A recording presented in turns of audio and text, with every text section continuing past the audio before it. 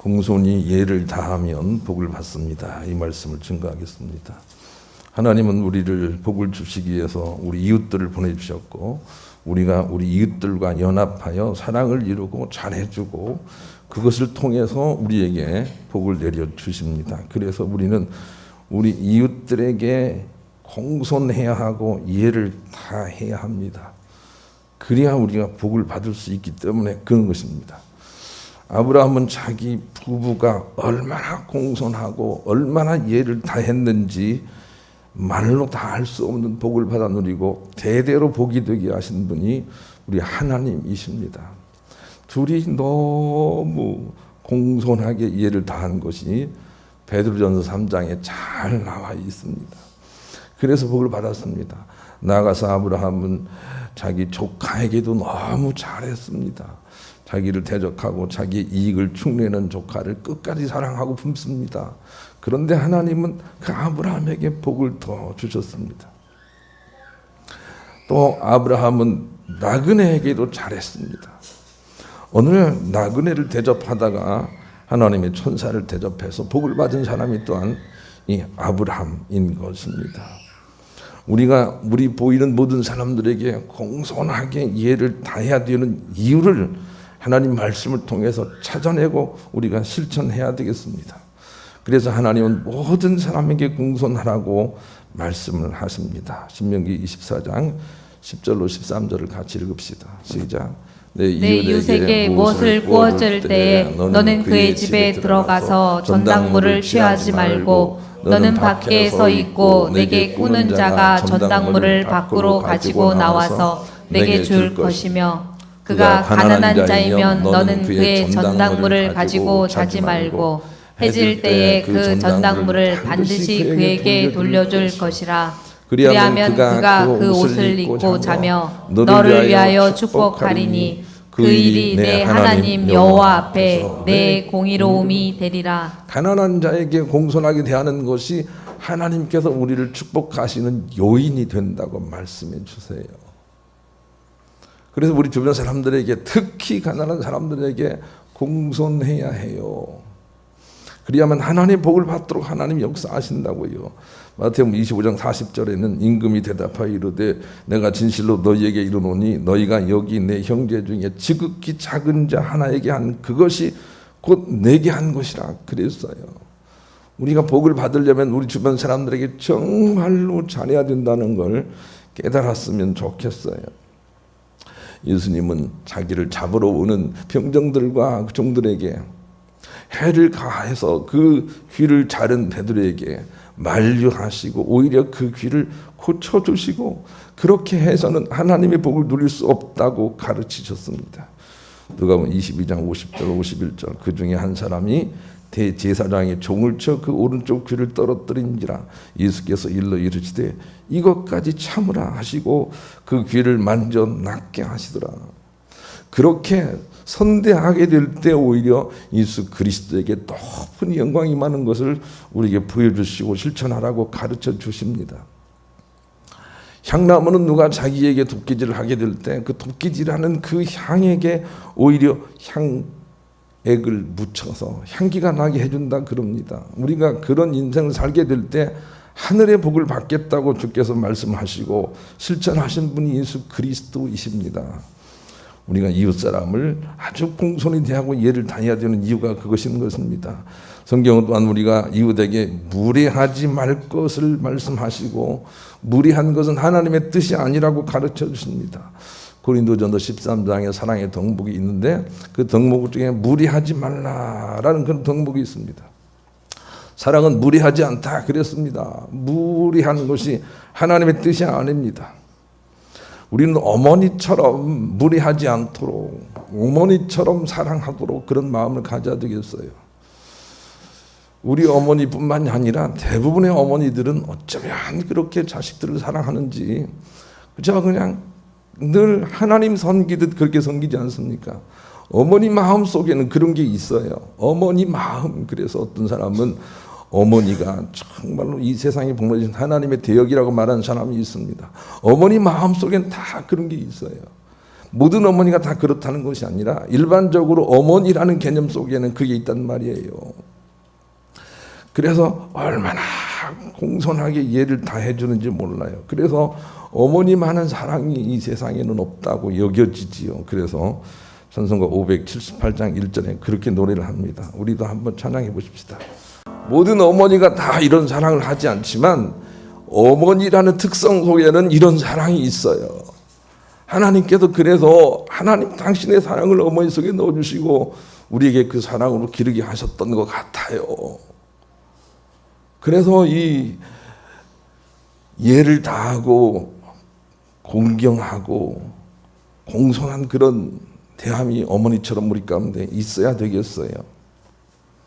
하나님 우리에게 복을 주시려고 많은 이들을 보내어 공경할 기회를 주셨지만 사람들은 그것을 깨닫지 못하고 오히려 공격하여 스스로의 복을 차버렸는데 그 마지막으로 우리의 복을 위하여 공손히 예를 다할 것이라고 생각하며 보내신 분이 바로 그의 아들 예수님이십니다.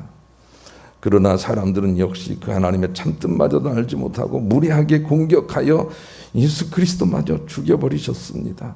예수님 이 땅에 오신 이유를 우리가 그렇게 이해를 해야 합니다. 마가복음 12장 1절로 9절을 같이 읽읍시다. 읽습니다. 시작. 예수께서 비유로 그들에게 말씀하시되 한 사람이 포도원을 만들어 산 울타리로 두르고 줍자는 틀을 만들고 망대를 지어서 농부들에게 새로 주고 타국에 갔더니 때가 이름에 농부들에게 포도원 소출 얼마를 받으려고 한 종을 보내니 그들이 종을 잡아 심히 때리고 거저 보내었거늘 다시 다른 종을 보내니 그의 머리에 상처를 내고 능욕하였거늘 또 다른 종을 보내니 그들이 그를 죽이고 또 그 외 많은 종들도 더러는 때리고 더러는 죽인지라 이제 한 사람이 남았으니 곧 그가 사랑하는 아들이라 최후로 이를 보내며 이르되 내 아들은 존대하리라 하였더니 그 농부들이 서로 말하되 이는 상속자니 죽이자. 그러면 그 유산이 우리 것이 되리라 하고 이에 잡아 죽여 포도원 밖에 내던졌느니라. 포도원 주인이 어떻게 하겠느냐. 와서 그 농부들을 진멸하고 포도원을 다른 사람에게 주리라. 하나님께서 예수 그리스도를 이 땅에 보내신 이유를 그렇게 말하고 있습니다. 공경하라고 그래서 복받으라고 보냈다는 것입니다. 그 전에도 많은 이들을 보냈다 그렇게 말씀하십니다. 그런데 우리는 공경하지 않고 공격했습니다. 그래서 하나님의 복을 받지 못하고 있는 것이죠. 그래서 본문은 예수님께서 친히 자기 자신을 가리켜서 그렇게 말씀을 하고 계세요. 나를 공경해서 복을 받아야 된다 이렇게 말씀하시는데 그런 배경을 가지고 말씀하시는 거예요. 본문을 한번 읽겠습니다. 읽습니다. 시작. 아버지께서 아무도 심판하지 아니하시고 심판을 다 아들에게 맡기셨으니 이는 모든 사람으로 아버지를 공경하는 것 같이 아들을 공경하게 하려 하심이라. 아들을 공경하지 아니하는 자는 그를 보내신 아버지도 공경하지 아니하느니라. 예수님께서 공경 받으시려고 이 말씀 하신 게 아니에요. 우리에게 복을 주시기 위해서 나를 공경하는 사람은 아버지를 공경하는 것이다. 그래서 복을 받게 될 것이다 하고 그 말씀을 우리에게 주신다는 것을 우리가 이렇게 배경을 통해서 알 수가 있는 것입니다. 마리아는 다른 사람들은 다 예수님을 학대하든지 조롱하든지 업신여기든지 무시했는데 마리아는 가장 좋은 향유를 가져다가 예수 그리스도의 발에 붓고 그 머리에 두어 씻었습니다. 이 일로 인하여 주변에 있는 제자들도 왜 헛된 돈을 허비하느냐라고 했는데 그런데 예수님은 그 마리아를 칭찬하시면서 모든 믿음이 있는 곳에 이 여인의 이 행함이 다 대대로 칭찬으로 남을 것이라고 말씀하셨어요. 여러분 예수 그리스도를 공경하는 자가 복을 받도록 하시는 일에 대해서 이 마리아가 솔선수범하고 그 축복의 대상이 됐다는 걸 우리가 기억했으면 좋겠어요. 예수님을 공경하는 자를 복을 주시려고 예수님을 보냈다는 그 배경을 우리가 이해를 해야 돼요. 예수님을 공경하고 이해를 다 했어야 해요. 그런데 그것은 예수님만이 아니고 우리 주변의 모든 주어진 사람들에게 공경하라고 하나님께서 우리에게 사람들을 보냈다는 것이죠. 이것을 우리가 알아야 되겠어요. 베드로전서 2장 12절로 18절, 17절로 18절 같이 읽읍시다. 시작. 뭇 사람을 공경하며 형제를 사랑하며 하나님을 두려워하며 왕을 존대하라. 사환들아 범사에 두려워함으로 주인들에게 순종하되 선하고 간용하는 자들에게만 아니라 또한 까다로운 자들에게도 그리하라. 17절 보세요. 뭇 사람을 공경하라. 뭇 사람을 공경하라. 이렇게 해야 우리가 복을 받는다고 말씀해 주세요. 그래서 우리 주변에 주어진 모든 사람들은 내가 예를 다하고 공손하게 대하라고 보내줬다는 인식을 우리가 가져야 해요. 톨스토이는 우리의 이웃이 누굽니까? 라고 말했을 때 네 이웃은 바로 네 옆에 있는 사람이 이웃이다 그랬어요. 옆에 있는 모든 사람, 우리와 만나는 모든 사람, 우리 주변에 있는 모든 사람들을 우리가 아주 예를 다해서 대해야 돼요. 그래야 내가 복을 받아요.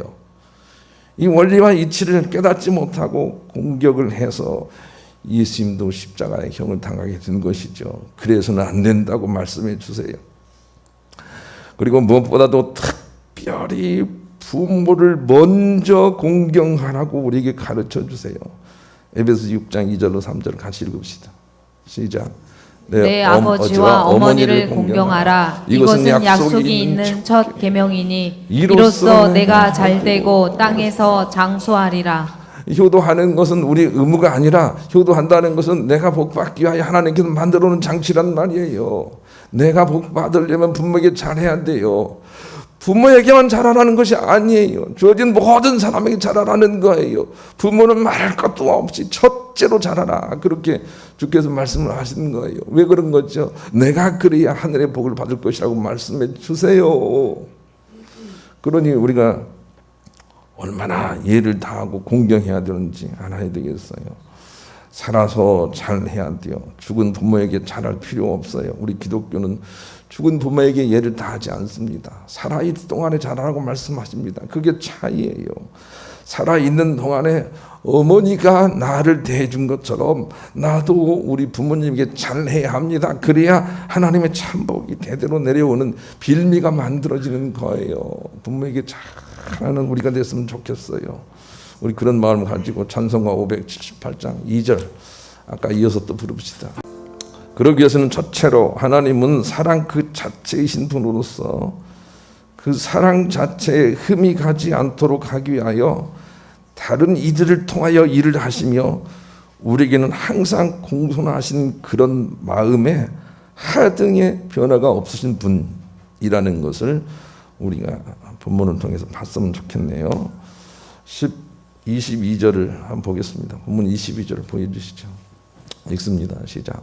아버지께서 아무도 심판하지 아니하시고 심판을 다 아들에게 맡기셨으니. 이 하나님의 섭리를 우리가 알았으면 좋겠어요. 하나님은 사랑 자체이시고 선하심 자체이시고 우리를 좋게 봐주시는 그 자체이시고 거기에 아무런 흠이 없고 변화가 없도록 일을 하시기 위하여 때로는 선지자를 보내시고 때로는 무엇을 보내시고 때로는 아들을 보내고 때로는 성령을 보내서 일하시는 분이세요. 심판을 다 아들에게 맡겼단 말이에요. 그만큼 하나님은 그냥 선 자체이신 분이라는 것을 우리가 알아야 되겠어요. 하나님은 영원히 우리를 사랑하세요. 하나님은 그 사랑이 전혀 변화가 없으세요. 그냥 사랑으로만 계신 분이세요. 그 하나님의 성품에 우리가 참여할 수 있도록 노력을 해야 되겠어요. 하나님은 항상 그렇게 일을 하셨어요. 히브리서 1장 1절과 2절 같이 읽읍시다. 읽습니다. 시작. 믿음은 바라는 것들의 실상이요 보이지 않는 것들의 증거니 선진들이 이로써 증거를 얻었느니라. 히브리서 1장 1절과 2절에는 그런 말씀을 주세요. 하나님께 때를 따라 모든 사랑을 보내서 말씀하시되 마지막에는 아들을 통해서 말씀하시고 이제는 우리가 성령을 통해서 일을 하시도록 하나님은 그렇게 사람을 보내서 하시는 분이라는 거예요. 여기에서 우리가 깨달음을 얻어야 될 것은 하나님 당신의 선하심이 조금 더 변함이 없게 하시려고 하나님 당신에게 나가는 마음조차도 하나님이 보내신 성령이 우리를 그렇게 하시도록 하시는 절대 불변의 하나님이시라는 거예요. 그 하나님 만난 사람마다 복받지 못한 사람이 없어요. 하나님은 선하십니다. 하나님은 선하십니다. 인자하심이 영원하십니다. 이런 믿음을 가지고 있는 사람마다 모두 다 복을 받았단 말이에요. 그것을 우리가 알아야 되겠어요. 하나님이 우리를 사랑하시기 때문에 그 아들을 보내신 거예요. 하나님이 사랑하시기 때문에 성령을 보내신 거예요. 하나님이 사랑하시기 때문에 그 사랑이 아닌 것들을 면하시려고 심판을 아들에게 시키신 거예요. 그 하나님 사랑 자체이시고 선 자체이신 하나님을 만난 사람마다 복받지 못한 사람이 없어요. 우리가 그 하나님을 만나야 돼요. 하나님은 사랑 자체이시다. 어떤 사람들은 하나님이 나를 힘들게 하시는구나 그렇게 믿음을 고백하지만 전혀 그렇지 않으세요. 하나님은 우리를 힘들게 하시는 분이 아니세요. 그 하나님께 마음을 두고 마음의 초점을 그 하나님께 맞춰버리면 놀라운 일이 생겨요. 아픈 사람이 낫고요. 가정 문제가 풀린다니까요. 마음의 자리를 그 선하신 하나님께 옮기면 돼요. 막 달라고 할 일이 아니라 우리 마음의 자리를 그 영원한 선이신 하나님께 옮기고 그리고 그 관점으로 자기 자신과 세상을 바라보기 시작하면 그러면 문제가 풀린다고요. 이 놀라운 비밀을 아시겠어요? 그 하나님을 우리가 오늘 말씀을 통해서도 만날 수 있어야 되겠어요. 그 사랑, 하나님의 그 사랑이죠. 어쩌면 그렇게 어머니 같은 사랑인지 몰라요. 저도 어머니가 한 분 계셨더랬습니다. 지금은 저 먼 나라로 가셨지만 그러나 얼마나 지긋지긋하게 아들을 사랑하시는지 그냥 섬김 그 자체이셨어요. 어머니 마음속에 그 하나님의 사랑이 있어요. 그걸 우리가 볼 수 있어야 돼요. 어머니 마음속에 그 사랑이 있어요. 그 사랑을 우리도 해야 된다는 거죠. 찬송가 578장 3절을 또 이어서 부릅시다. 여러분도 다 어머니 되시고 어버이 되지 않습니까? 그때 보면 알게 될 거예요. 그냥 조건 없는 사랑이 하나님의 성품처럼 우리 속에 있다는 걸 알게 될 거예요. 그리고 그 사랑을 하나님께서 축복의 조건으로 말씀을 하고 계시는 거죠. 두 번째, 이 땅에 오셔서 사랑이 아닌 오히려 미움을 받아 복을 나누어 주실 기회를 잃은 예수님께서는 그래도 우리를 여전히 사랑하심으로 우리가 심판을 면하고 영생에 들어가기 위해 모든 이웃에게 공손히 예를 다하여 복을 받을 길을 또한 열어놓으셨다는 것입니다. 예수님이 이 땅에 오셔서 홀대를 받으셨어요. 예수님이 이 땅에 오셔서 공경을 받아야 되는데 인간은 홀대를 함으로 그 복받을 길을 잃었단 말이에요. 그런데 예수님이 심판의 권세를 가지셨는데 우리에게 또 기회를 주셨어요. 예수님이 무슨 기회를 주고 계시냐면 이제 우리 주변에 있는 사람들을 사랑함으로 주님의 심판을 면할 수 있는 길을 주셨단 말이에요. 그래서 우리가 우리 주변 사람들에게 공손하게 대하고 이해를 다 해야 해요. 그래야만 우리가 천국 갈 수 있어요. 그것을 예수님께서 심판하실 것이기 때문에 그래요. 23절, 본문 23절 올려주세요. 23절 읽습니다. 시작. 이는 모든 사람으로 아버지를 공경하는 것 같이 아들을 공경하게 하려 하심이라. 아들을 공경하지 아니하는 자는 그를 보내신 아버지도 공경하지 아니하느니라. 이 말을 좀 확대 해석해 보세요. 내가 내 옆에 있는 사람을 공경하지 않는 사람은 하나님을 공경하지 않는 거예요. 내가 우리 부모님을 공경하지 않는 것은 하나님을 공경하지 않는 거예요. 내가 모든 사람들을 공경하지 않는 것은 하나님의 사랑이 아직 이르지 못한 거예요. 우리가 모든 사람을 다 공경하고 예를 다하게 될 때 그때 예수님께 우리가 실족한 그 일을 많이 할 수 있어요. 그래서 우리 주변 사람들에게 우리가 참 해야 돼요. 마태복음 10장 42절 한번 같이 읽겠습니다. 읽습니다. 시작. 또 누구든지 제자의 이름으로 이 작은 자 중 하나에게 냉수 한 그릇이라도 주는 자는 내가 진실로 너희에게 이르노니 그 사람이 결단코 상을 잃지 아니하리라 하시니라. 우리의 사명을 발견했으면 좋겠어요. 우리의 사명은 우리 주변 사람들을 꼭 주님처럼 대하고 잘해주는 거예요. 그게 우리의 사명이에요. 하물며 우리 가정 식구에게 잘못하면 되겠냐고요. 하물며 우리 부모에게 잘못하면 되겠냐고요. 얼마나 잘해야 되는지 아시죠? 나는 이 설교를 듣는 사람 중에 부모가 계시면 봐라 목사님이 잘하라고 하지 않았느냐, 너 잘해라 이 아들놈아 이렇게 하지 않기를 바라요. 그게 사랑이 아니에요. 그것이 원하는 바가 아니에요. 오히려 내가 너한테 잘못한 게 많구나, 내가 너를 섬겼어야 되는데 라고 해야 그것이 만들어진다는 말이에요. 그러나 우리에게 주어진 모든 사람들에게 사랑하라고 예수님 대신에 모든 것들을 위임하시고 우리에게 그것으로 심판이 되게 하실 것이라는 이 메시지를 엄하게 받고 우리 주변 사람들에게 정말로 잘해줘야 돼요. 어떤 사람에게 잘해주냐면 내 옆에 있는 사람에게 잘해야 돼요.